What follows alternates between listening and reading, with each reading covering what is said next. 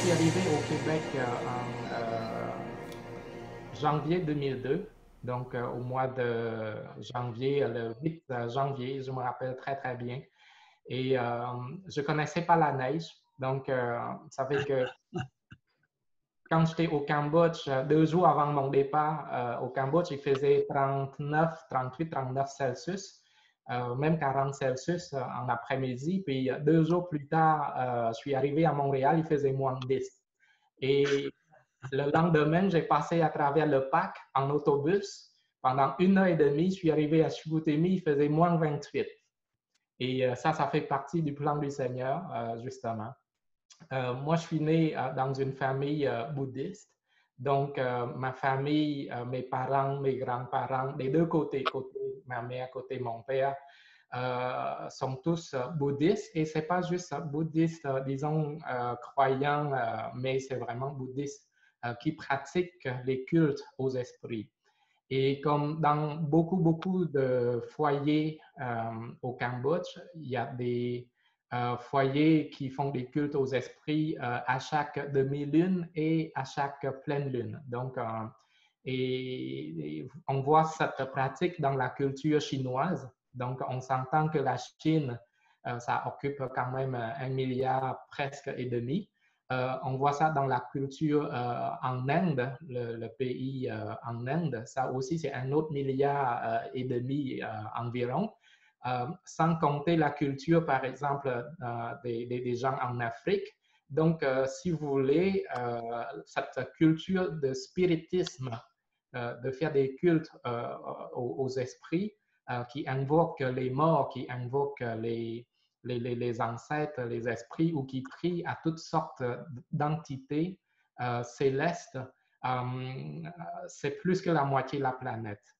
Alors, donc, c'est un privilège, justement, pour moi, de pouvoir connaître la lumière, de pouvoir connaître notre Dieu, qui est le Dieu créateur des cieux, la terre, de l'univers, Amen. de Amen. l'humanité.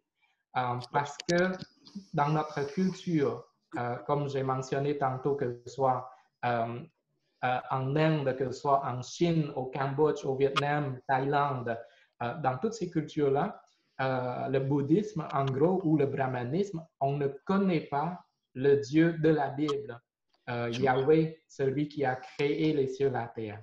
Alors, donc, c'est ça. Ça fait que moi, j'ai donné un titre pour la présentation aujourd'hui. Oh, la vie éternelle, c'est qu'ils te connaissent, toi, le seul vrai Dieu, et celui que tu as envoyé, Jésus-Christ. Pourquoi j'ai choisi ce titre? C'est parce que nous ne connaissons pas dans le bouddhisme ou dans la culture spiritiste, c'est quoi la vie éternelle. Donc, pour connaître la vie éternelle, c'est quand on connaît celui qui peut nous sauver, qui est Jésus-Christ, et Dieu le Père, justement, ce Dieu, le Créateur des cieux et de la terre, et l'unique Dieu, parce que dans notre culture bouddhiste, il y a une multitude d'entités, il y a une multitude de noms des esprits, des ancêtres, des anges à invoquer. Donc, on n'a jamais connu le seul vrai Dieu.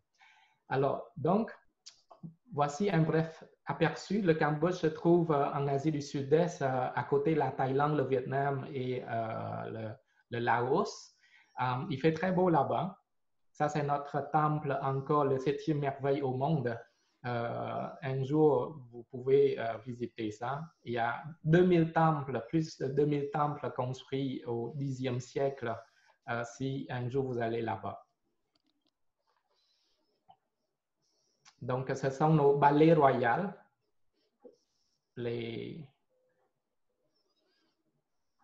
On a le côté campagne au Cambodge, puis le côté citadin, côté ville.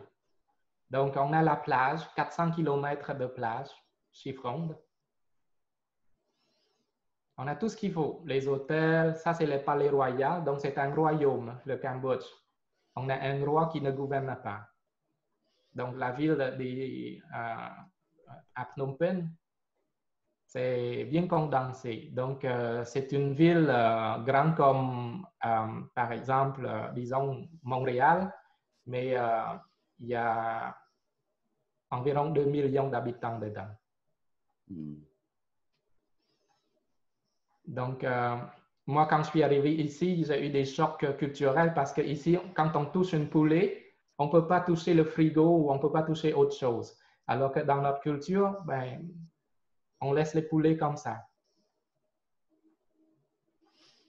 Alors, ça sont des mariages et encore une fois, dans un mariage, il y a des cérémonies, des cultes où on invoque les esprits, on invoque les ancêtres. Alors, donc, je suis rendu à la partie bouddhisme. Alors, dans le bouddhisme, justement, c'est sûr qu'on a le Bouddha et comme j'ai mentionné tantôt, vous avez l'Inde, vous avez la Chine, vous avez la Thaïlande et beaucoup d'autres pays du genre. En Inde, il y a aussi le brahmanisme parce que le Bouddha, lui, dans sa religion d'origine, c'est le brahmanisme.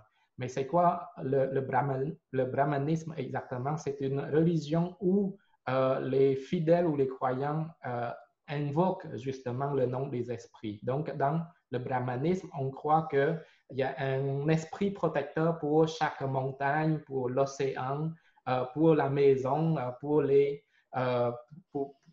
arbres. En fait, il y a beaucoup d'entités comme ça. Ça, c'est dans le brahmanisme. Le Bouddha, lui, quant à lui, il a hérité justement cette croyance du brahmanisme, puis en même temps, ben, lui, dans son but, était d'atteindre le nirvana. Donc, le nirvana, c'est un état d'esprit où c'est un lieu spirituel pour certains qui croient, où il n'y a pas d'existence. En fait, l'existence n'existe pas. Pourquoi? C'est parce que le Bouddha, lui, dans son parcours, il est conscient que quand on existe, on souffre. Donc, lui, il veut éviter la souffrance. Parce que le Bouddha, lui, il voit qu'on vit un cycle humain. Alors, on est né, on est venu au monde, on grandit et durant notre marche sur la Terre, ben, on souffre de maladies, on souffre justement de différentes épreuves de la vie. Et après ça, on vieillit et on meurt. Et après ça, c'est la réincarnation. Donc, l'esprit revient encore sur Terre pour reprendre encore le même circuit. Et lui, il croit justement à cette notion de karma. Et le Bouddha lui-même, dans son parcours, il se dit comment faire pour ne plus se réincarner, pour ne plus revenir dans le monde humain, puis il reprend toujours la même souffrance. Parce que quand on revient sur Terre, ben, on ne se rappelle pas de ce qu'on était. Ça fait que le Bouddha, lui, il a fait justement des quêtes spirituelles, donc toutes sortes de méditations, et dans son parcours, il a dû laisser tomber tout ce qui représente pour lui l'attachement humain. Donc, il a donné sa femme à quelqu'un qui voulait, il a donné ses enfants justement à un mendiant qui voulait ses enfants. Lui, dans sa vie, il était un roi, donc il était même prêt à céder son pays si quelqu'un lui demandait. Et donc, quand son père, qui était roi aussi, voyait que c'était trop dangereux pour le pays, il a demandé au Bouddha d'aller faire sa quête spirituelle d'abandon de soi en forêt, dans la forêt. Puis, donc, ça fait lui, pour justement se purifier de tous les attachements sentimentaux ou spirituels qu'il a acquis dans sa vie sur Terre, ben, il a dû faire justement ce genre de méditation pour atteindre le nirvana. Donc ça, c'est un petit aperçu sur le Bouddha. Ça fait que dans le bouddhisme, nous avons aussi des commandements, donc une sorte de 10 commandements, ne pas tuer, ne pas voler, ne pas commettre de péché, etc. etc. Après ça, justement, les gens, souvent, quand il y a des fêtes, des cérémonies, ben, on souhaite la bienfaisance, la droiture, le contentement, la sagesse, la force. Donc, ce sont des vœux qu'on souhaite à quelqu'un, la longévité, la belle incarnation. Donc, jamais on dit que Dieu te bénisse, parce qu'on ne connaissait pas justement cette expression-là. Les bouddhistes croient au paradis, à l'enfer, la réincarnation, le nirvana, comme je vous ai expliqué. Donc, je saute, j'aille un peu plus vite parce que, justement, pour ne pas répéter les mêmes choses. Vous voyez ici les images où on voit les moines bouddhistes en train de manger ou de déguster, en fait, les nourritures apportées par les fidèles. Et c'est quoi le rôle de ces moines bouddhistes? En fait, c'est que les moines bouddhistes jouent un rôle intermédiaire entre le monde vivant et les esprits. Je vous donne un exemple. Supposons que mes parents ont un rêve. Dans son rêve, mes parents voient, par exemple, leurs parents à eux décédés et qui viennent demander la nourriture, les esprits de leurs ancêtres qui se présentent dans leur rêve pour demander des nourritures. Dans ce cas-là, mes parents, quand ils se lèvent le lendemain, ben, ils font la nourriture, ils apportent ça aux moines bouddhistes, puis les moines bouddhistes, en recevant la nourriture ou les cadeaux, que ce soit des vêtements, que ce soit l'argent que mes parents offrent, ben, les moines bouddhistes dédicacent tout ça aux ancêtres, aux esprits qui prétendent être nos ancêtres. Alors, donc, vous voyez, il y a des cultes comme ça, des cérémonies où on se prosterne devant des montagnes de sable pour, encore une fois, invoquer les esprits, les morts.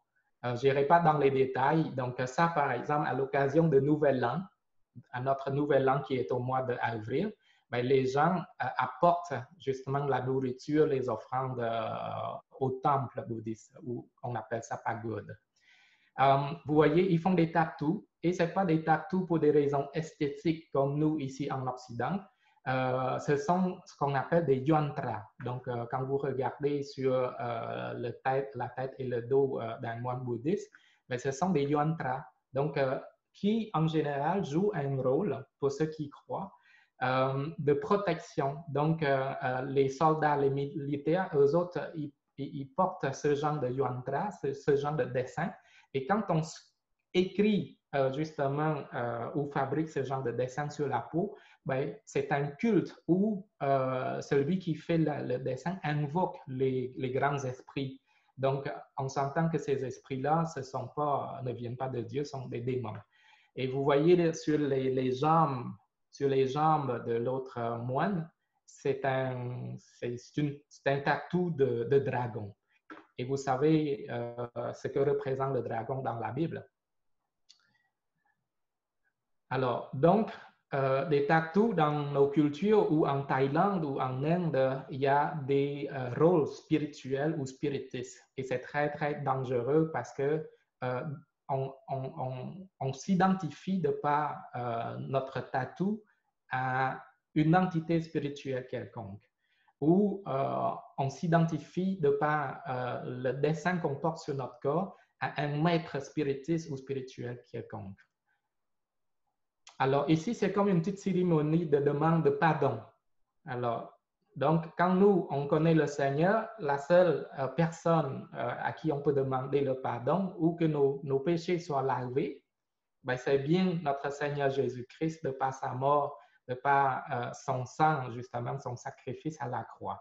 Vous voyez, dans la religion bouddhiste, dans mon pays, au Cambodge, qui se ressemble énormément aux pratiques en Thaïlande, ou au Vietnam ou au Laos, surtout au Laos, le Vietnam est un peu différent, c'est on lave le Bouddha ou on lave nos parents.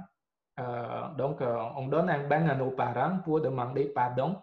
On donne un bain au statut de Bouddha pour que nos péchés soient pardonnés ou nettoyés, lavés. Donc, c'est une autre culture. Ici, on voit les moines bouddhistes avec le premier ministre actuel du Cambodge qui se trouve à la droite de votre écran. Et eux autres, ils sont en train de bénir un grand Boeing, un avion. Donc, quand le gouvernement acquit des avions, ben, il demande à des moines bouddhistes de venir bénir un avion comme ça. Ça fait que vous voyez que c'est une fête des eaux, encore une fois. C'est un concours de pirogues où les personnes qui rament pour gagner le concours, avant de faire ce concours ou cette compétition, ils invoquent les esprits parce que chaque pirogue ou chaque bateau est dirigé par un esprit. Et ça, c'est une fête nationale, une fois par année. On appelle ça la fête de Sillon sacré, où on voit les représentants des gouvernements qui marchent derrière les vaches. Et on voit les représentants du roi, justement, qui participent, et le roi ou les princes lui-même. Et qu'est-ce que font ces vaches? Ben, on dirige ces vaches au milieu de la foule. Donc, et là, dans la foule, c'est la population. On parle des millions de personnes qui assistent à cette cérémonie, les caméras, la télévision, toutes les chaînes en direct. On voit justement que nos rois, nos premiers ministres, les ministres, avec les médiums et les voyantes du roi, ils sont là devant les vaches pour observer ce que mangent les vaches. Donc, si les vaches mangent, par exemple, les herbes ou les haricots ou boivent du vin, ou les vaches mangent du riz, par exemple. Donc, les médiums ou les voyants du roi ou du gouvernement prédisent l'économie pour l'année à venir. Et quand je suis venu au Seigneur, je me suis dit, comment est-ce possible que je suis né dans un pays où mon gouvernement, le roi, le premier ministre, dirige le pays, gouverne le pays selon les vaches? Et ça m'a choqué. Mais quand j'étais dans cette culture, ben, j'étais là parmi des milliers de personnes pour justement observer ce que les vaches mangent. Donc, dans la ville, on trouve toutes sortes de statues dans les lieux publics. Et donc, des statues qui représentent justement les morts. On trouve ce genre de statues en Inde, en Chine. Si vous allez dans un restaurant chinois, vous allez voir qu'à l'entrée d'un restaurant chinois, il y a des statues de Bouddha.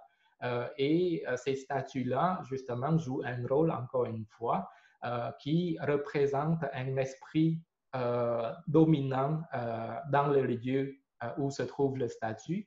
Donc, si c'est un restaurant chinois et que le propriétaire met une statue de Bouddha à la porte, devant la porte, c'est que souvent les propriétaires de ces restaurants-là, tous les matins ou tous les soirs, peu importe, ils font des cultes aux esprits et invoquent les esprits pour que les esprits de commerce attirent les clients pour justement venir consommer les services ou les produits de son commerce. Voilà, donc il y a des idoles comme ça. Par exemple, lui, le roi de singe, c'est un personnage mythique en Inde, dans la culture de l'Inde, et aussi en Chine. Ça fait, si vous faites une petite recherche, là, le roi de singe, vous allez voir dans ces cultures-là. Et beaucoup de citoyens, des milliards, justement, croient en lui, comme on a des personnes, par exemple, ici en Occident, qui croient à l'archange Michael, qui croient à Vierge Marie. Donc, c'est des personnages mythiques comme ça. Ça, c'est un médium qui, lui, il est possédé par des démons. Et donc, dans son corps, c'est un démon qui, justement, entre dans son corps pour, par exemple, faire tout un spectacle et dire des choses, justement, à des gens dans le village. Ça fait que comment le monde des invisibles ou des esprits, disons, essaye d'entrer en communication avec les vivants, ben, c'est à travers les médiums, à travers les clairvoyants, à travers les moines bouddhistes, à travers des signes, des lectures de cartes, des tarots et des manifestations, justement, que ce soit à travers des rêves ou à travers des personnes possédées. Donc, comme on a vu dans la parole, dans la Bible, le Seigneur Jésus a chassé justement des esprits qui possédaient des corps, justement, des gens dans le village. Et donc, ces esprits ne sont pas les anges, parce qu'un ange de Dieu n'est pas autorisé à entrer dans un corps humain. Donc, seuls les démons qui font ça. Et donc, ces esprits que j'appelle impurs se présentent comme personnages dans une religion, comme personnages dans des contes mythiques, se présentent à travers des médiums comme défunts d'une famille, que ce soit grand-père, frère, sœur, qui sont décédés. ou qui sont représentés par des dessins animaux. Il y en a qui portent, par exemple, un collier, un pendentif sous forme de dragon, sous forme de singe, et que ces objets-là soient comment on dit ça, disons pas, je ne veux pas utiliser le mot béni, parce que pour moi, le mot béni, c'est comme ça vient directement de Dieu, de la lumière, mais soit comme encanté par des maîtres spirituels. Et il y a des esprits sans-abri, il y a des esprits protecteurs des territoires, des génies, des démons, etc. Alors, ma famille, dans tout ça, nous sommes 5. J'ai 2 frères et puis mes parents. Présentement, mes parents sont déjà au Canada depuis 1 an de manière permanente. Je suis dans les démarches d'immigration, espérant que le Seigneur nous accompagne à travers ce processus compliqué pour que mes parents puissent obtenir la résidence permanente. Et je suis en train de faire venir mon frère qui se trouve à votre droite de votre écran pour qu'il vienne aussi avec sa femme et sa fille ici. Et quand ils vont arriver ici, ben, je pense que c'est une façon, une stratégie du Seigneur pour les éloigner du monde spirituel ou du monde spiritiste au Cambodge. Parce que mes parents, tant qu'ils restaient au Cambodge, ils se connectent, ils consultent les esprits. Comme ce que le Seigneur a fait à moi, ben, il m'a amené ici, à Chicoutimi, au Québec, et justement, je suis tombé sur la communauté chrétienne et qui ont fait en sorte que j'ai pu finalement connaître le Seigneur. Donc ça, c'est ma famille. Comme vous voyez, ils font des cultes aux esprits avec des moines bouddhistes. Ça, c'est ma grand-mère qui est décédée il y a 1 mois à peu près, à l'âge de 83 ans. Ça, c'est toute ma grande famille et voisins. Voilà. Donc, nous, on respecte beaucoup les aînés. Ça fait que ça, c'était une cérémonie d'anniversaire à ma grand-mère. Donc, vous voyez que nous, les enfants, on se prosterne puis pour recevoir sa bénédiction. Donc, c'est une culture où nous, les enfants, les petits-enfants, on prend soin de nos aînés. On les garde dans nos foyers. Ce sont les offrandes aux moines bouddhistes. Et ça, c'est un culte dans notre famille. Par exemple, on offre un cochon comme ça, un porc avec les nourritures et on invoque les esprits. Et ça, par exemple, à quelle occasion? Quand, par exemple, on a un nouveau-né, vous voyez, ça, on voit mon père et ma mère qui, justement pour un de mes neveux, pour son anniversaire de peut-être 1 mois ou 2, je ne sais pas, ils ont fait ce culte d'offrir le bébé aux ancêtres pour demander la bénédiction, la protection justement de ces esprits. Et ça, vous savez, quand on fait ce genre de culte à un bébé comme ça, que vous voulez ou vous ne voulez pas, c'est que ces démons vont suivre le bébé jusqu'à ce qu'il soit grand et pour tout au long de sa vie. Donc, la seule façon de se débarrasser de ces démons, de ce lien spiritiste, de cette promesse à ces esprits, il faut amener l'enfant ou l'individu au Seigneur et que le Seigneur, de par sa grâce, de par sa force, sa puissance, puisse briser justement ce lien de ténèbres. Et c'est pour ça, venir au Seigneur, pour moi, c'est vraiment un privilège. C'est ce qu'on appelle avoir sa vie sauvée. Le mot sauver est vraiment très juste. Donc, quand je vois le mot sauver, la vie éternelle dans la Bible, quand j'ai lu la première fois, pour moi, c'était quelque chose de nouveau. Et plus tard, j'ai pu comprendre que ce sont des mots justes pour notre vie. Nouvel An, on voit mon père et ma mère qui faisaient des cultes. Ça, ce sont des objets, disons, sacrés qu'on porte sur nous dans notre culture. Et on a toutes sortes. Ça, ce sont des geckos, les lézards, à 2 queues qu'on a attrapés et on les a ensevelis avec la cire. et on invoque les esprits, disons, protecteurs ou rattachés à ces lézards de protéger nos familles. On voit les petites statues de Bouddha, justement baignées dans la cire. Un morceau de cheveux sacrés et que moi, je portais sur moi pendant tout au long de ma jeunesse et qu'à chaque fois j'allais voir un médium, ben, je prêtais ce morceau de cheveux au médium en question et le médium, il invoquait des esprits et ça a l'air que les esprits qui étaient rattachés à ce morceau de cheveux que je portais sur moi tous les jours pendant mon existence au Cambodge, ces esprits rapportaient justement des informations au médium pour que le médium me dise, écoute, faites attention à toi, la semaine prochaine, il y aurait telle chose qui va se produire, qui va se passer à toi, faites attention à telle personne autour de toi, qui est honnête, qui n'est pas honnête. Donc, il y avait des esprits, des démons vraiment qui étaient présents dans chaque famille pour justement manipuler tout le monde. Donc, plus les membres de la famille se connectent, consultent ou fréquentent les médiums ou pratiquent des cultes ou croient à des rêves spiritistes, ben, plus on s'est fait manipuler par ce genre d'esprit. Donc, un autre morceau de poil de singe qui prend forme de singe. Donc, maintenant, je suis arrivé au chapitre de comment j'ai été appelé au Seigneur. Quand j'étais au Cambodge, à partir de l'âge de 18 ans, j'ai commencé à donner des cours de ma langue maternelle aux francophones.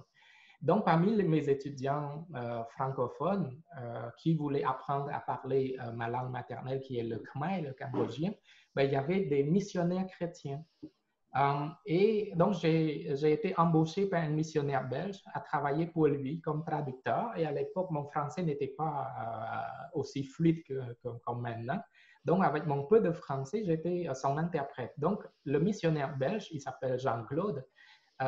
C'était vers 1998 à peu près, il me donnait une Bible bleue en français courant. Il m'a demandé de lire, il me demandait de lire si je comprenais, mais ça ne m'intéressait pas. Pourquoi? Parce que j'étais intéressé justement à ce moment-là. Depuis mon âge de 16 ans, je fréquentais, je consultais un médium qui, comme je vous ai fait entendre jusqu'à maintenant, invoquait des esprits et que ces esprits entraient dans son corps pour me parler. Donc, pendant 6 ans, de 1996 jusqu'à l'année 2002, en fait jusqu'à mon départ du Cambodge en 2002, ben, j'étais en consultation avec ces esprits-là. Et donc, pendant tout ce temps où je développais ma relation intime avec ces démons, ben, le Seigneur, lui, il a déjà commencé ses démarches auprès de moi. Donc, il a mis parmi mes contacts des chrétiens. Ça fait quand le Belge, Jean-Claude, le missionnaire, lui, il allait au Cambodge quelques fois par année pour faire construire des barrages, des ponts dans des villages éloignés. Et moi, j'étais son interprète, donc sur les routes, il me parlait du Seigneur. Mais ça entrait par la gauche, ça sort par la droite de mes oreilles. Ça ne m'intéressait pas. Une fois que le Belge est parti, j'ai été appelé par mon école, par l'ambassade de France, pour que j'aille donner des cours à un couple français. Donc, une fois que je suis arrivé pour donner des cours, le couple français, il s'appelle Yves et Myriam Pi, il me sortait encore une autre Bible et il me demandait justement de donner des cours, en fait, de ma langue maternelle, mais en faisant la traduction de la Bible. Ça fait que moi, je me suis dit, mais qu'est-ce qui se passe? Un, il vient de partir, l'autre client est entré, il m'a donné encore une Bible. Quand je dis, écoute, mon français n'est pas assez bon pour traduire la Bible, il m'a donné une autre Bible en cambodgien. Donc, il fallait que pendant 1 an et demi, je fasse des cours avec ce couple missionnaire français sur la parole de Dieu. Et encore une fois, ben, ça entrait par la gauche, ça sort par la droite. Et plus tard, j'ai reçu un appel d'un ami québécois qui m'a dit, écoutez, Serairat, il y a une bourse pour venir au Cambodge, non, pour venir au Québec, pour venir étudier au Canada. Donc, tu déposes ta demande et puis avec ton français puis ta connaissance générale, je suis pas mal sûr que tu vas gagner la bourse. Donc, moi, quand j'ai déposé ma demande de bourse, c'était un concours avec 300 candidats, parmi lesquels il y avait mes propres professeurs à l'université et des animateurs des chaînes télévisées francophones. Donc, on s'entend que j'avais 19 ans avec peu de français et tous les 300 autres candidats étaient des professionnels qui parlaient déjà français. Donc, de par souci, si j'allais gagner une des 4 bourses pour tout le pays, ben, je suis allé voir, comme d'habitude, la médium, la voyante, et je lui demandais justement, à travers elle, aux esprits. Ça fait les esprits m'ont dit, écoute, ne t'inquiète pas, tu vas gagner cette bourse, tu serais le premier qui aurait la meilleure note du pays et tu vas pouvoir venir au Canada.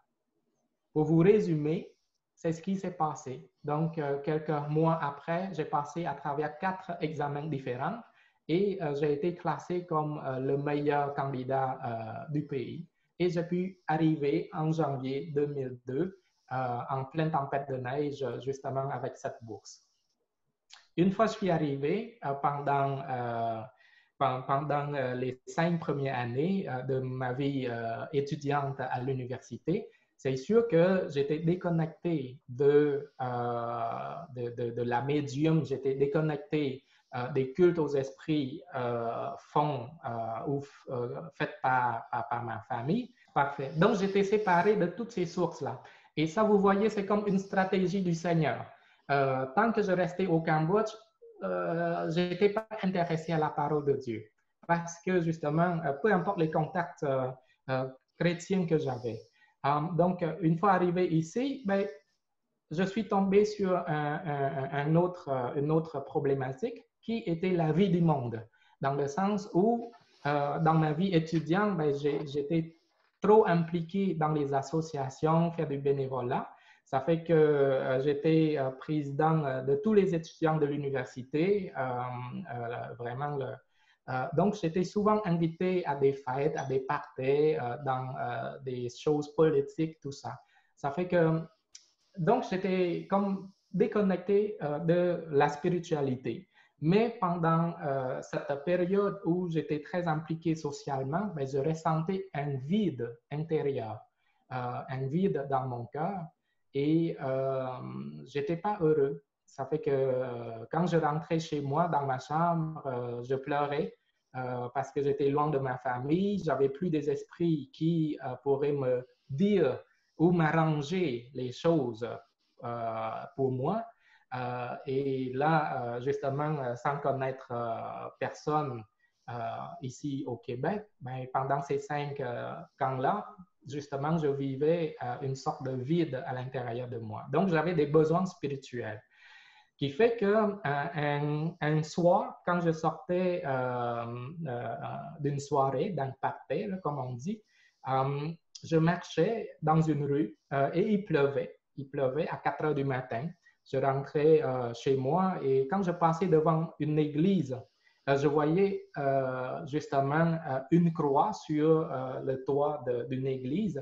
Et quand je voyais cette croix, je me rappelais de ce que la médium, quand j'étais au Cambodge, elle m'avait dit que c'était des esprits qui étaient en elle, qui étaient dans son corps, qui me disaient, écoute, quand tu vas au Canada, nous, on a des contacts, on est tout un réseau. Nous, les esprits, on est un grand réseau. Donc, on a des contacts au Canada aussi qui vont te suivre, qui vont t'accompagner dans ta vie au Canada. Donc, vous comprenez qu'eux autres, ils ont un gros réseau comme les mafias. Et dans ce cas-là, il dit, cependant, c'est important que tu demandes de l'aide aux esprits du territoire où tu seras. Et moi, quand j'ai pensé à ça, quand j'ai vu la croix sur le toit d'une église, je me suis dit, ben, l'esprit protecteur du territoire des Blancs ici au Québec, ben, ça doit être Jésus.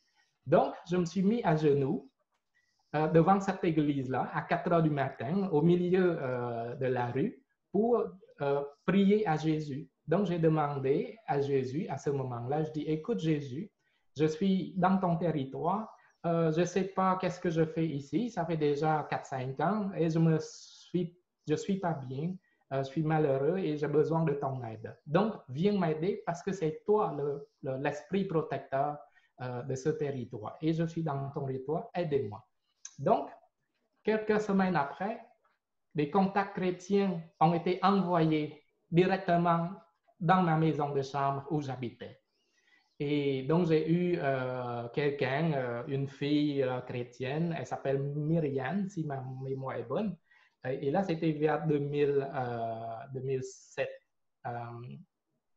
Et tous les soirs, Myriam, elle cognait à ma porte parce qu'on était dans une maison de chambre. Il y avait 4 chambres pour les étudiants. Ça fait Myriam, elle cognait à ma porte en général les mercredis soirs après ses activités de son église. Quand elle rentrait à la maison, elle vient cogner à ma porte et dit, Sérail, j'ai une bonne nouvelle pour toi. Et c'est la bonne nouvelle. Je dis, ben, c'est quoi cette nouvelle? Elle dit, Jésus a pris ta place à la croix pour tes péchés et pour te sauver, pour te donner la vie éternelle. Je dis, ben là, Myriam, de quoi tu racontes? Et donc, elle me faisait ça semaine après semaine, à 9 h le soir. Et à un moment donné, j'ai commencé à me chicaner avec elle. Et après ça, j'ai appelé les 2 autres chambres qui étaient un arabe et l'autre un africain noir. Donc, on s'entend, on était 3 gars non-croyants contre elle toute seule.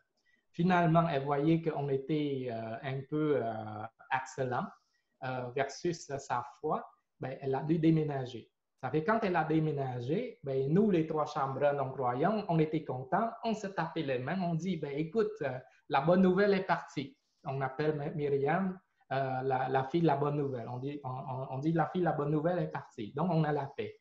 Et la semaine suivante, j'ai reçu un appel de Montréal d'une amie chrétienne, sans savoir qu'elle était chrétienne, que je n'avais pas vue pendant 3 ans. Elle m'a appelé, elle dit, écoute Sérail, j'ai trouvé ton numéro de téléphone, tu as un bout de papier dans mon stock de ménage. Et comment tu vas? Finalement, on s'est parlé au téléphone. Elle m'a pris jusqu'à 1h30 du matin pour me parler du Seigneur Jésus. Vous savez, là, j'ai appelé les 2 autres chambres. J'ai dit, mais écoute, qu'est-ce qui se passe? La fille de la bonne nouvelle vient de partir. Une autre fille de la bonne nouvelle m'a appelé pour me parler de Jésus pendant 1h30 au téléphone jusqu'à 1h30 du matin. Ça fait que finalement, après ça, j'ai eu des rêves, différents rêves dans lesquels j'ai vu le Seigneur Jésus, mais ça ne m'intéressait pas, encore une fois. Et finalement, j'ai eu justement un incident qui fait que durant l'hiver, au mois de février 2007, j'ai perdu une paire de mitaines. Donc, ça fait que moi, qui aimais cette paire de mitaines, je cherchais pour acheter l'autre côté, l'autre mitaine, parce que c'était une paire et j'en ai perdu un. Et donc, j'allais fouiller dans les centres d'achat. Ça fait qu'arrivé dans les centres d'achat, Chicoutimi, la baie, finalement, je suis arrivé à Jonquière. Je passais devant une boutique et puis je voyais une grosse pancarte devant la boutique marquée « Bonne nouvelle ». Et là, j'ai pensé justement à toutes les bonnes nouvelles qu'on m'a annoncées. Je me suis dit, écoute, j'étais avec une amie. Je dis, attends, on va entrer dans cette boutique, c'est marqué bonne nouvelle. Donc, j'entrais là-dedans. C'était en fait une activité d'évangélisation de nos frères et sœurs de Jonquière, de l'Assemblée chrétienne de Jonquière et de l'abbé. Ensemble, ils faisaient justement cette activité-là. Et ça fait qu'en entrant dans la boutique, j'ai dit, qu'est-ce que vous faites? On dirait que vous faites des séances de psychologie. à cause que je voyais des tables où on voit des frères et des sœurs assises et il y avait des invités et ils échangeaient, ils parlaient du Seigneur.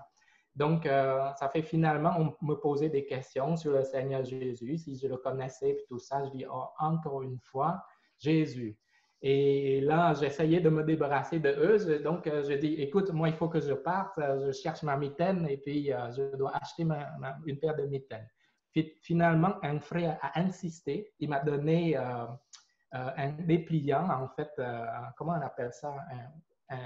Oui, un dépliant, là. Une carte d'invitation pour le déjeuner du lendemain.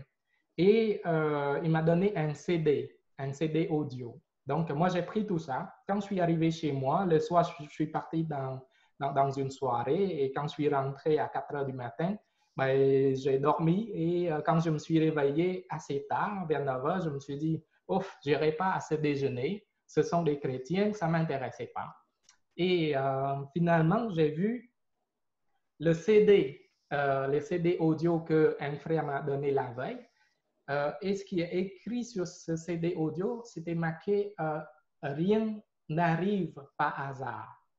Donc, pour nous, les bouddhistes, les gens qui pratiquent des cultes aux esprits, ben, on croit à des choses qu'il n'y a pas de hasard. Donc, ça fait ce mot m'a accroché. Rien n'arrive par hasard. Donc, moi, j'ai écouté ce CD. Quand j'ai écouté, après 2 minutes, je me suis habillé, puis j'ai tiré ma voiture en vitesse pour arriver au déjeuner. Donc, une fois que je suis arrivé au déjeuner, ben, des frères et des sœurs qui m'ont vu la veille étaient contents. Donc, j'étais assis et encore une fois, on m'a annoncé déjeuner de bonnes nouvelles. Je dis encore une fois, bonne nouvelle me frappe à la porte. Et là, justement, un frère et une sœur, un couple, a commencé à donner le témoignage en parlant de leur relation intime avec le Dieu, le créateur des cieux, la terre et de l'univers, le Dieu de nous tous. Donc, moi, j'ai été choqué par ce témoignage. Je dis, comment est-ce possible que les Blancs, les Occidentaux, à ce moment-là, je vous appelais comme ça, là, les Blancs, comment est-ce possible que les Blancs puissent être plus spirituels que nous, les Asiatiques, que nous qui pratiquent des cultes aux esprits, qui invoquent les esprits et que les esprits se manifestent devant nous, possèdent les corps. Comment est-ce possible que les Blancs puissent être plus spirituels? Je ne crois pas. À ce moment-là, je me disais comme ça. Et je dis, en plus, ils prétendent connaître le seul vrai Dieu. Alors, j'étais en choc. Et ça fait finalement, j'ai écouté le témoignage et puis et après ça, un frère m'a proposé qu'on se rencontre, qu'on puisse prendre des déjeuners ou des cafés pour justement parler du Seigneur. Ça fait que je n'étais pas intéressé, mais étant donné que j'étais à ce moment-là président de tous les étudiants de l'université, donc j'avais beaucoup de responsabilités et que mon objectif à l'époque était de devenir un bon leader, un leader positif, un leader qui pourrait exercer de belles influences sur la communauté. Et donc, dans ma réflexion, je me suis dit, Jésus, pour moi, à ce moment-là, était un vrai leader. Parce que comment ça se fait que lui, plus de 2000 ans après sa mort, il y a encore des centaines de millions, peut-être voire milliards de personnes qui se sont converties à lui ou qui mènent ou qui changent de vie à cause de lui. Donc, je me suis dit, Jésus doit avoir des caractéristiques spécifiques pour être un excellent leader. Et c'est là que j'ai accepté de rencontrer un frère qui m'a proposé justement des rencontres, des cafés pour parler de Jésus.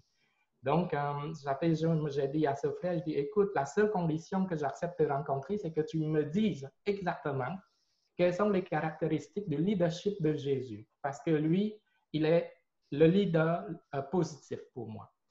Et finalement, à force de se rencontrer, il m'a proposé des cours qui s'appellent, encore une fois, cours de bonnes nouvelles. Donc, il y a vraiment un fil conducteur avec le mot bonne nouvelle tout au long. Et ça fait qu'en faisant ce cours, ben moi, je n'étais pas vraiment intéressé. En fait, j'étais j'étais pas très honnête à ce moment-là. Je faisais des cours, mais c'était juste pour apprendre sur la personne du Seigneur Jésus au niveau de son leadership, parce que je voulais devenir un bon leader. Et en faisant ce cours, on dirait que le Seigneur connaissait mon cœur. Pas on dirait, mais le Seigneur connaissait mon cœur. Donc, le Seigneur a fait en sorte, a permis à ce que moi j'ai eu des rêves, différents rêves. Donc, premièrement, c'était un rêve où j'ai été appelé. J'entendais des voix qui se présentaient comme des voix qui étaient des archanges, des anges de Dieu, qui disaient, qui me demandaient de suivre. Donc, en disant suis-moi, suis-moi avant que ça soit trop tard, à part moi, en fait, il y avait deux voix dans le même rêve. La première voix, je ne sais pas c'était qui, mais qui disait ces propos-là, suis-moi, suis-moi avant que ça soit trop tard, à part moi, il n'y a personne d'autre qui est moi, mais il y en a qui sont comme moi, qui seront comme moi, mais qui n'est pas moi. Donc, suis-moi avant que ça soit trop tard. Donc, dans ce rêve, je me suis dit, ben, qui vous êtes, je ne vous vois pas. J'étais au milieu d'un désert et finalement, j'ai entendu une autre voix qui me répondait, écoute, on est des archanges. Et moi, dans mon rêve, avec mon français en 2007, ben, je ne savais pas c'était quoi archange. Donc, c'était quoi le mot archange? Et donc, quand je me suis réveillé, je suis allé sur Google, j'ai écrit le mot archange, pas hasard comme ça. Puis je me suis fait corriger orthographiquement par Google, le mot archange. Et j'ai pu voir, hein, OK, toutes ces choses-là. Et après ça, dans le même rêve, ces voix-là m'ont dit, écoute, si tu veux savoir à quoi on ressemble, tu regardes devant toi. Il y a des dessins. Et quand je regardais dans mon rêve, ces dessins-là, ben c'était le dessin justement d'un oiseau de différentes formes, mais c'est exactement la forme d'oiseau, le dessin que vous voyez sur votre écran. Et que quand je me suis réveillé le lendemain, j'ai retranscrit tous ces mots, ces paroles, ces propos et redessiné justement, retranscrit le dessin que j'ai vu dans mon rêve. 2 semaines plus tard, j'étais à Montréal et une amie, celle qui avait parlé avec moi au téléphone, qui me parlait du Seigneur pendant 1 heure et demie, elle, quand elle savait que j'étais à Montréal, elle m'a appelé et dit, écoute Cyril, toi qui aimes des livres sur le leadership, il y a une librairie à côté, une librairie chrétienne, tu vas là-bas et tu vas trouver des livres intéressants. Ça fait que moi, je suis allé dans cette librairie. La première des choses, le premier livre que j'ai vu, c'était cette Bible que vous avez devant vous sur l'écran. Donc, moi, je dis, hein, ce symbole, ce dessin, je l'ai vu dans mon rêve il y a 1 semaine. Donc, j'ai dû acheter ce livre. Et ça fait que là, après ça, je me suis dit, quand j'ai commencé à ouvrir la Bible, surtout cette Bible, parce que je me suis dit, si j'ai vu ça dans mon rêve, c'est parce que justement, c'est quelque chose qui vient de l'autre monde. Ça ne vient pas de moi ou ça ne vient pas d'un être humain. Donc, je me suis mis à lire. Ça fait quand j'ai lu la première phrase de la Bible qui disait qu'au commencement, Dieu créa les cieux et la terre. Je dis, ben, c'est qui ce Dieu-là? Et donc, déjà, j'ai été choqué. C'était toute une révélation pour moi dès le premier verset de la Bible. Donc, plus tard, j'ai continué à lire, et c'est là que j'ai pu comprendre qui est justement le Dieu de la Bible. Et par après, justement, j'ai pu comprendre plusieurs choses de par les versets de la Bible qui démontrent que ce que j'ai fait dans ma vie au Cambodge étaient des choses interdites par notre seul vrai Dieu et que c'était une abomination à l'Éternel. Donc, comme vous voyez justement dans Deutéronome 18, 12, qui nous interdisent de consulter les médiums, d'invoquer les morts, etc., etc. Donc, ça, ce sont des versets qui m'ont choqué dans ma lecture biblique en 2007. Donc, c'est toujours en lien avec ma vie passée, ma vie de culte aux esprits. Donc, était même, la parole disait même que ce n'était pas une bénédiction, justement, quand on se prosterne devant les statues, puis quand on invoque tous ces démons-là. Finalement, j'ai pu comprendre, rendu en avril 2007, qu'il y a un seul vrai Dieu, créateur, et que moi, quand j'étais au Cambodge, j'étais du côté Satan, parce que je ne connaissais pas le mot Satan, je ne connaissais pas ce nom Satan-là, je ne connaissais pas le mot démon, et j'ai pu connaître ces mots-là seulement dans la Bible. Mais dans notre culture, comme j'ai mentionné tantôt, que ce soit en Inde, que ce soit en Chine, au Cambodge ou en Thaïlande, on pratique des cultes à Satan, des cultes aux démons. Et un jour, je suis certain que le Seigneur, par le Saint-Esprit, m'a amené avec curiosité, ma curiosité, à traduire le mot arrêt. En cambodgien, c'est le mot aruk arrêt. Parce que nous, les Cambodgiens, quand on prie, on utilise ce mot-là, aruk arrêt, neta, etc., etc. Donc, ce sont des appellations pour les esprits.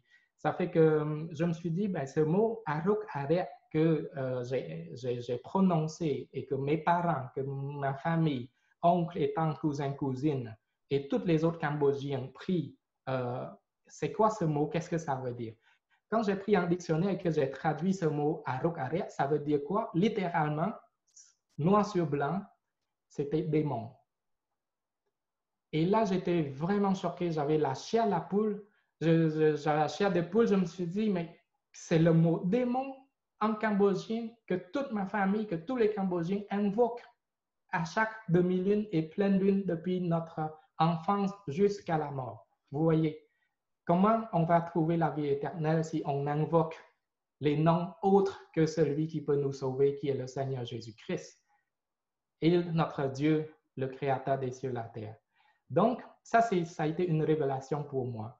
Une autre révélation aussi, c'est la perdition de l'homme et sa nature pécheresse. Quand j'ai regardé, bon, ne tue point, ne vole point, ne raconte point des menteries, etc., juste les 10 commandements de Moïse, quand j'ai lu la Bible, je me suis dit, à combien de commandements j'ai réussi? Je vous dis que zéro. Zéro. Donc, j'ai échoué à tous les commandements. Je me suis dit, dans ce cas-là, comme nous, les bouddhistes, on croit à l'enfer puis au paradis, ben, je n'irai pas au paradis parce que le paradis n'appartient pas à Satan. Le paradis n'habite pas les démons. Le paradis appartient à Dieu. Donc, comment on va entrer au paradis si on ne connaît pas Dieu, le propriétaire du paradis, et si on faisait affaire avec Satan puis avec les démons et avec toutes comment on appelle ça, tous nos péchés, toutes les infractions justement au commandement de Dieu. Et une autre révélation, c'est le seul vrai Dieu vivant qui aime et qui sauve. Nous, les bouddhistes, on ne connaissait pas ça. On ne connaît pas ça. Parce qu'il y a trop de déités, il y a trop d'entités à prier, à invoquer. Et on ne connaît pas justement l'amour de Dieu. Parce que pour nous, Dieu est quelque part qu'on ne voit pas, est très loin de nous. Donc, les esprits, on fait affaire avec les esprits parce qu'on se sent proche justement auprès de ces esprits. On a besoin de parler à des médiums, aux esprits à travers des médiums. C'est parce que justement, on a besoin de développer une relation spirituelle. On a besoin de sécurité spirituelle. Mais on fait affaire avec les mafias, donc spirituelles. On fait affaire avec ces démons. On ne fait pas affaire avec celui qui est le Tout-Puissant, qui est au-dessus de toutes les autorités célestes. Donc, et en plus, notre Dieu, non seulement il est puissant, mais ce n'est pas un Dieu qui punit, qui condamne. Au contraire, il veut nous sauver. Donc, il a donné Jésus-Christ à la croix, justement, pour justifier nos péchés, pour nous sauver de par sa mort et sa résurrection. Parce que j'ai compris en lisant la Bible et en suivant des cours sur la bonne nouvelle que le salaire du péché, c'est la mort. Et je me suis dit, c'était vrai, parce que tout le monde meurt un jour ou l'autre. Donc, ça symbolise justement notre mort. Mais il y a la seconde mort après la mort physique qui est qu'on trouve des versets dans Apocalypse de la Bible. La seconde mort où se trouve justement, c'est quand on se trouve dans l'étang de feu pour l'éternité. Et ça, ce serait trop tard. Donc, c'est là que je me suis dit, j'ai demandé aux frères qui m'accompagnaient dans mon cours des leçons de bonnes nouvelles, je dis, écoute, est-ce que accepter Jésus pour qu'il me sauve et pour avoir la vie éternelle et pour qu'il me sauve de tous mes péchés, est-ce que ça coûte quelque chose? Et il dit, c'est gratuit, Sérail, c'est gratuit, tu ne payes rien. Je dis, ben, c'est parce qu'ici au Québec, pour être assuré, on doit payer des compagnies d'assurance. Hein? On paye des assurances pour la voiture, on paye les assurances pour la maison, on paye assurance tout. Même pour avoir une assurance de vie et d'invalidité, on doit payer. Je dis, maintenant, je veux avoir une assurance céleste pour ma vie céleste. Le frère a dit, ça coûte $0, Sérail. Ce que tu fais, c'est juste tu fais une prière et tu l'acceptes comme Seigneur, comme Sauveur. Donc, à ce moment-là, j'ai dit, écoute, je suis prêt. On fait cette prière-là. Et parce que j'ai compris qu'en faisant cette prière authentique, de cœur pur et avec sincérité de cœur, en croyant que le Seigneur Jésus-Christ, c'est le Fils de Dieu et c'est Dieu lui-même incarné dans un corps de chair par son Saint-Esprit, venu ici-bas sur terre il y a 2000 ans et quelques, pour nous sauver en étant sacrifice justement à la croix, et que lui, il est ressuscité 3 jours après. Donc, en croyant de tout ça, je me suis dit, j'aurai justement ma vie sauvée en lui par le Seigneur. Et c'est là que j'ai prié. Je me suis dit, j'ai besoin d'une nouvelle nature, qui est nature de Dieu, qui est nature divine.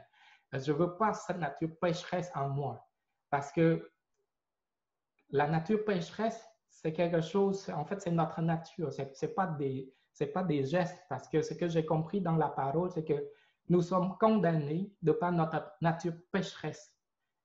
Parce que les gestes qu'on a commis comme des gestes de péché, oui, il y en a beaucoup, c'est incalculable, mais comme geste, des fois, on peut se débarrasser pour un certain temps, mais nature, c'est inné en nous, c'est génétiquement spirituel, c'est en nous, c'est notre personnalité. Donc, je dis, comment faire pour avoir la nature de Dieu, la nature de lumière qui vient de lui, la nature de Jésus-Christ. Ça fait encore une fois, j'ai compris par la parole et par les explications et les cours que j'ai eus sur la parole qu'il faut accepter le Seigneur. Le Saint-Esprit vient nous baptiser du Saint-Esprit pour justement briser notre nature pécheresse et rendre cette nature pécheresse en puissance et que la nature de Dieu, nature du Saint-Esprit qui s'installe en nous, nous donne une nouvelle vie, une nouvelle force et justement en nous basant avec foi sur la force de notre Seigneur, qu'on puisse mener une nouvelle vie, vivre un nouveau changement dans notre vie, vivre une vraie liberté. Et en passant, mon nom c'est Ray Watts. Ray, ça veut dire liberté. Donc, quand j'ai lu la Bible et je suis tombé sur un verset qui dit « Là où se trouve l'Esprit du Seigneur, se trouve la liberté », j'ai dit « Amen » parce que j'ai traversé des continents finalement pour trouver l'Esprit du Seigneur et trouver ma vraie liberté. Et pourquoi une vraie liberté? Parce que le Seigneur ne nous demande pas des cultes aux esprits. Le Seigneur ne nous demande pas la nourriture, ne nous demande pas des cochons rôtis, ne nous demande pas l'argent, il ne nous demande rien. J'ai accepté le Seigneur avec toutes ses convictions et depuis, ma vie a changé. Ma vie a changé, j'ai pu avoir ma paix intérieure, je ne me sens pas donné en tout temps et aussi j'ai pu avoir une maîtrise de soi. Toutes les activités que je faisais avant, que ce soit des cultes aux esprits, que ce soit toutes sortes de tentations, j'ai pu éviter. Donc, depuis ma conversion, ma confession au Seigneur en avril 2007 jusqu'à maintenant, je n'ai jamais invoqué aucun autre nom que celui du Seigneur. Donc, c'est vraiment aucun autre nom ne sort de ma bouche. Et Amen. tu vois justement que le Seigneur m'a donné un cœur nouveau, un cœur qui est sensible, un cœur qui donne la passion et le désir de servir lui, d'aimer nos frères et sœurs, d'avoir un cœur qui pratique la grâce et l'amour et non pas un cœur qui juge, un cœur qui critique. J'ai appris à vivre dans la grâce du Seigneur et ça m'a vraiment, vraiment changé, libéré. Donc, c'est sûr que le Seigneur est mon centre de mon bien-être. Sans lui, je ne serais pas heureux et je ne serai jamais parce que justement, le Saint-Esprit, l'Esprit du Seigneur, notre Dieu, existe pour vrai. Parce que j'ai pu connaître l'autre côté du monde, le côté invisible, et si eux autres existent, notre Seigneur existe aussi. Et en plus, quand j'étais au Cambodge, les esprits qui étaient dans le corps de ce médium m'ont dit un jour que Jésus-Christ existe réellement dans le monde des invisibles et surtout qu'il est le Tout-Puissant. Mais à ce moment-là, pourquoi il m'a dit tout ça? Parce que j'avais demandé si Jésus existait pour vrai, parce que j'étais entouré au Cambodge des missionnaires chrétiens. Vous voyez? Et voilà, je suis maintenant en lui et je suis en train de parler de la bonne nouvelle, témoigner la bonne nouvelle à tout le monde. C'est à mon tour maintenant. Et curieusement, quand je suis venu au Seigneur en 2007, ben, quelques mois après,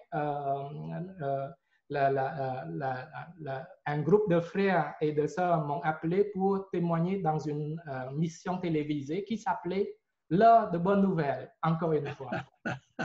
Et curieusement, l'année passée, je donnais mon témoignage en France, dans différentes assemblées et églises, et mon témoignage a été publié dans une revue en Suisse, et le nom de cette revue, c'est Bonne Nouvelle. Donc, j'ai fini le bouddhisme